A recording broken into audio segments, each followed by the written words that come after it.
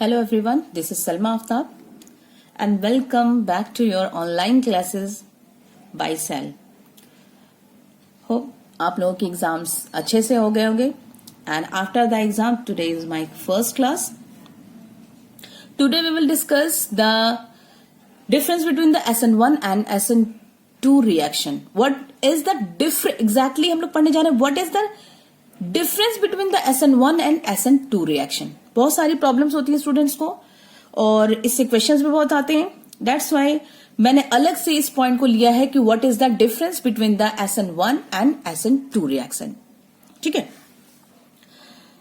हम लोगों ने हेलो एल्केन में पढ़ा था SN1 इज योर SN यानी कि it is your nucleophilic substitution reaction. ठीक है, न्यूक्लियोफिलिक सब्स्टिट्यूशन रिएक्शन है. और 1 जो है यहां पे 1 और 2 it is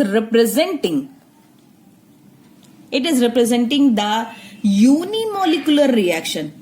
it is your unimolecular reaction. SN1 is your unimolecular reaction. ठीक है, and SN2 is your bimolecular reaction.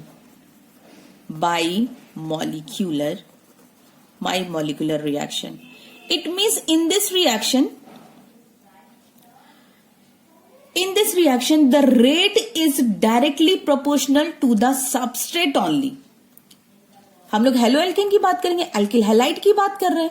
ठीक है, हेलो एल्केन और एल्किल हैलाइड की जब बात करते हैं तो रेट जो है यहां पे rate is directly proportional to the RX. That is your RX क्या है? It is your substrate. Substrate पे ही पूरी की पूरी रेट जो है डिपेंड कर रही है. और यहां पे बायोमोलिकुलर रिएक्शन में क्या होगा? बायोमोलिकुलर में rate directly proportional to the substrate पे तो डिपेंड करेगा ही करेगा. Along with the substrate it depends on the nucleophile also. ठीक है, ये न्यूक्लियोफाइल पे भी डिपेंड करेगा. So due to this reason यहां पे क्या होता है, SN1 रिएक्शन में formation of carbocation takes place.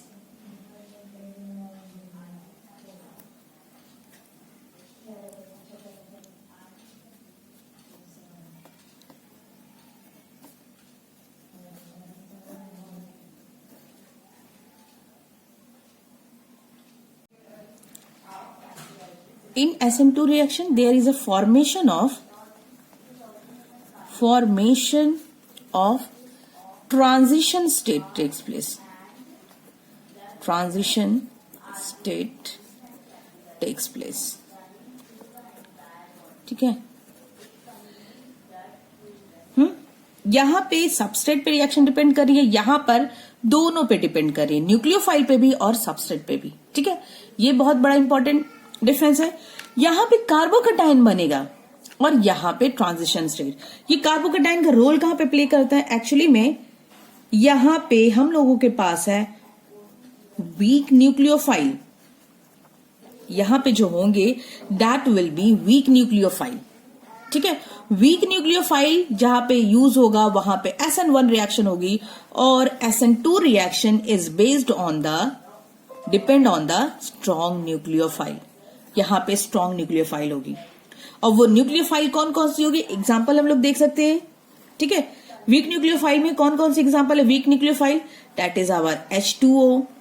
ठीक है, H2O, मिथेनॉल, CH3 या अल्कोहल डायरेक्ट ले लो, मिथेनॉल हो जाएगा. ETOH यानी कि इथेनॉल है, ये डायरेक्ट ROH लिख दिया. ठीक है, these are the weak nucleophile. और एक्वस AgNO3 भी है, एक्वस AgNO3 सिल्वर नाइट्रेट. ठीक है, these are the example of weak nucleophile.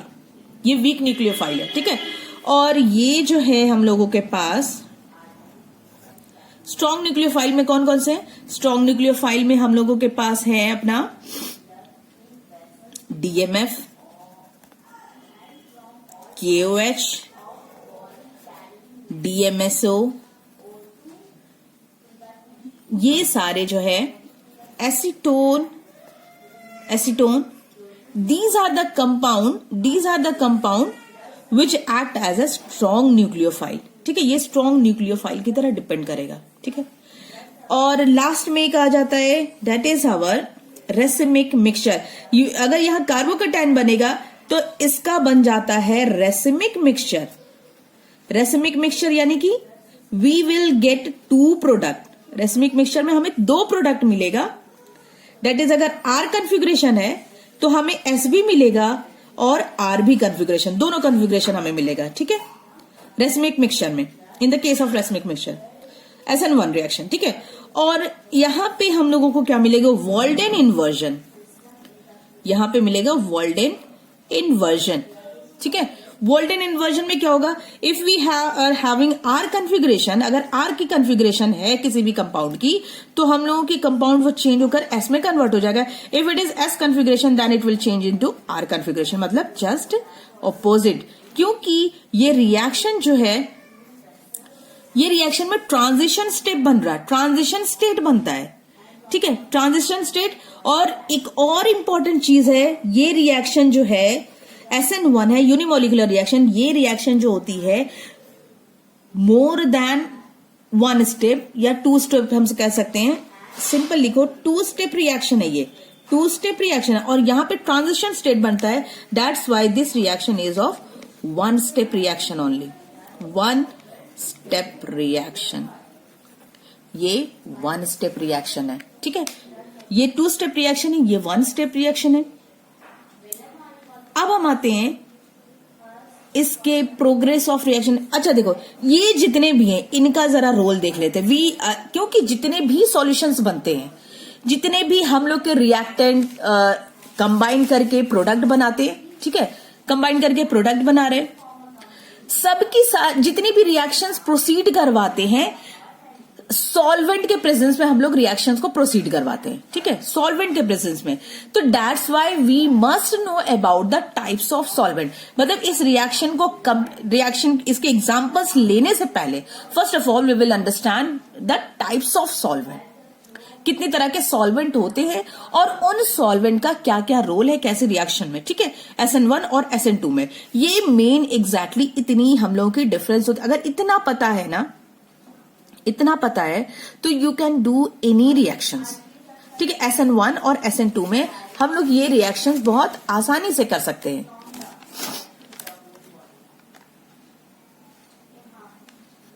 So after the, हम लोग उसको पहले डिस्कशन कर लेते हैं टाइप्स ऑफ सॉल्वेंट, उसके बाद हम यहां पे लिखेंगे अपना 8th पॉइंट।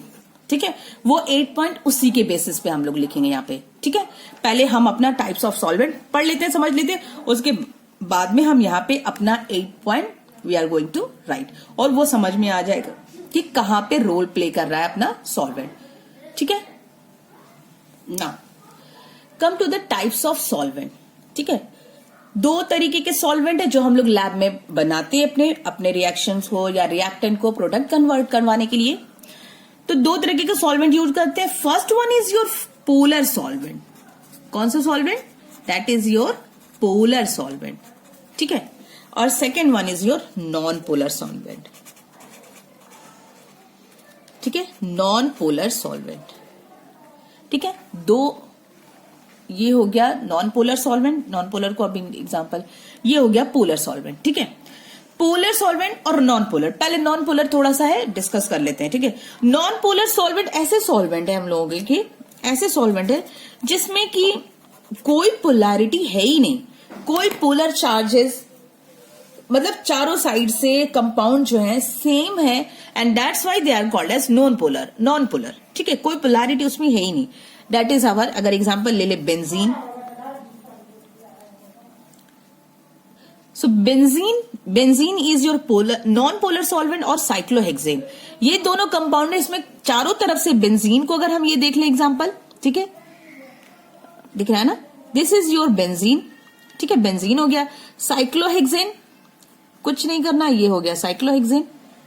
ठीक है, ये बेंजीन हो गया, ये साइक्लोहेक्सेन हो गया। ठीक है, तो दोनों में कोई चारों तरफ से सेम कंपाउंड, यहां रेजोनेंस हो रहा है, कोई चार्जेस डेवलप ही नहीं हो पाते, तो that's why they are called as non polar. तो ये सॉल्वेंट को हम लोग यूज करते हैं, ये सॉल्वेंट को हम लोग रिएक्शन में पार्टिसिपेट करवाने के लिए यूज करते हैं। ठीक है, प्रोडक्ट बनाए। Now come to the polar solvent, जो कि इंपॉर्टेंट है अभी हम लोगों का SN1 और SN2 में जो इंपॉर्टेंट रोल प्ले करता है।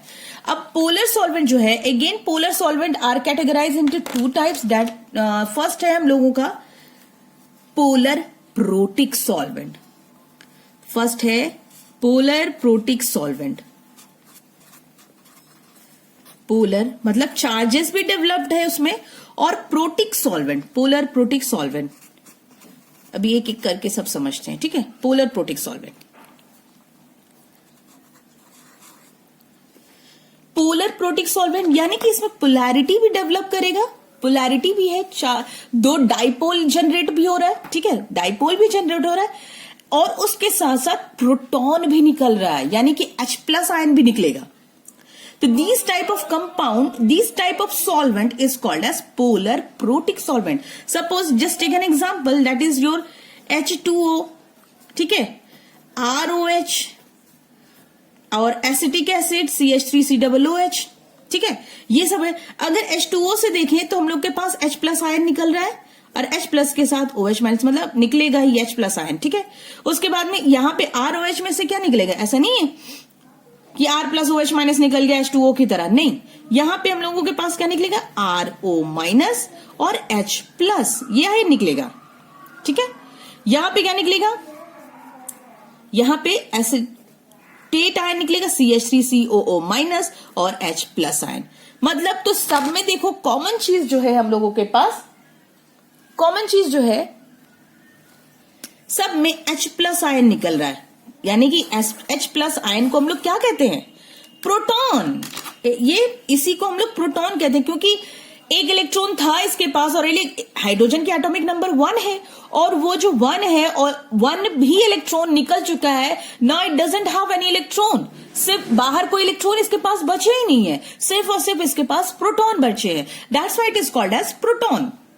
तो ऐसे सॉल्वेंट जिसमें से जो पोलर भी है और जो प्रोटॉन्स भी अपने तरफ से डिस्चार्ज करे, दिस टाइप ऑफ सॉल्वेंट या this type of solvent is called as polar protic solvent. H+ ion यानी कि सबके पास प्रोटॉन्स निकल रहा है, यहां पे भी प्रोटॉन्स है इसके पास में, और यहां पे भी प्रोटॉन्स है, ठीक है, ठीक है, ये सबके सब प्रोटॉन्स है, इसलिए इस कंपाउंड को, इस सॉल्वेंट को हम लोग कहेंगे polar protic solvent. And second one is your polar aprotic solvent. ये तो पूरी तरीके से नॉन पोलर हो गया, ठीक है, पोलर और नॉन पोलर। लेकिन पोलर के बाद पोलर प्रोटिक है, मतलब पोलर है, पोलर के साथ साथ पोलर प्रोटिक सॉल्वेंट का एग्जांपल हो गया। Second one is your polar aprotic solvent. ऐसे भी कंपाउंड है जो ऐसे solvent, second is your polar aprotic solvent, मतलब पोलर तो है बट उसके साथ साथ वो प्रोटॉन्स नहीं देगा, polar aprotic solvent, polar aprotic solvent. Clear, ठीक है, this one is your polar aprotic solvent. यानी कि पोलैरिटी है, plus ion, positive ion, negative ion की पोलैरिटी जनरेट हो रही है, बट वहां पे H+ आयन हमें नहीं मिलेगा, कोई ना कोई छोटा सा कंपाउंड मिलेगा, कोई ना कोई छोटा सा आयन मिलेगा, not in the form of H+ ion, H+ ion के फॉर्म में लेकिन नहीं मिलेगा। तो देखो एग्जांपल ले लो, जैसे कि एसीटोन, एसीटोन हो गया CH3, C+O CH3। इसको अगर हम तोड़ेंगे, ये रेजोनेंस में रहता है, इसको तोड़ेंगे तो CH3CO- और ये CH3, ठीक है। उसके बाद में हम लोग का ये हो गया dimethyl sulphoxide, that is your DMS। DMS का स्ट्रक्चर कुछ ऐसा है, CH3, बस क्या करना है, कार्बन की जगह पे सल्फर लगा दें, ठीक है, CH3। तो ये हो गया डाइमिथाइल, ये तो एसीटोन है, दिस इज योर एसीटोन, और ये हो गया डाइमिथाइल, डाइमिथाइल है ना, डाइमिथाइल सल्फॉक्साइड, और इसी को हम लोग शॉर्ट में कहते हैं DMSO, बहुत इंपॉर्टेंट ऑर्गेनिक सॉल्वेंट, DMS, ठीक है। नेक्स्ट जो है, नेक्स्ट है हम लोगों का DMF डाइमिथाइल फॉर्मामाइड, यानी कि कौन सा ग्रुप लगेगा, CONH ग्रुप। तो ये है compound C double bond O, इधर N, इधर H और CH3 डाइमिथाइल फॉर्मामाइड हो गया। ये डाइमिथाइल फॉर्मामाइड, ठीक है, फॉर्मामाइड DMF, ठीक है, ये कंपाउंड हो गया। उसके बाद में इसी तरीके से डाइमिथाइल एसिटामाइड भी कंपाउंड है ऐसे, डाइमिथाइल यानी कि यहां पे भी 2 मिथाइल है, और एसिटामाइड का क्या बनेगा, ये है N के साथ CH3 अटैच हो गया, वही एमाइड ग्रुप, और यह एसिटामाइड डाइमिथाइल यानी कि ये हो गया CH3, ठीक है, ये हो गया डाइमिथाइल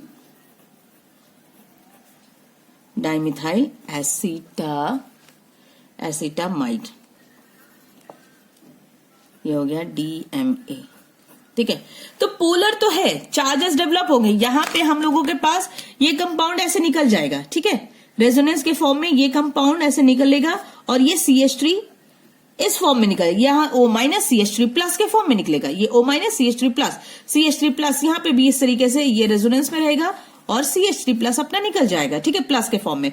तो इस तरीके के कंपाउंड यानी कि पोलैरिटी तो है बट प्रोटॉन हम लोग को नहीं मिल रहा है, बल्कि हमको एक छोटा सा प्लस के फॉर्म में पॉजिटिव आयन तो मिल रहा है लेकिन प्रोटॉन नहीं है। तो that's why the compound are called polar protic solvent and polar aprotic solvent, ठीक है। पोलर प्रोटिक और पोलर एप्रोटिक सॉल्वेंट में डिफरेंस समझ में आया, ठीक है, कि ये हो गया। अब आते हैं हम लोग SN1 SN2 के रिएक्शन में। तो अब आ जाओ एग्जांपल में, SN1 रिएक्शन फेवर्स बाय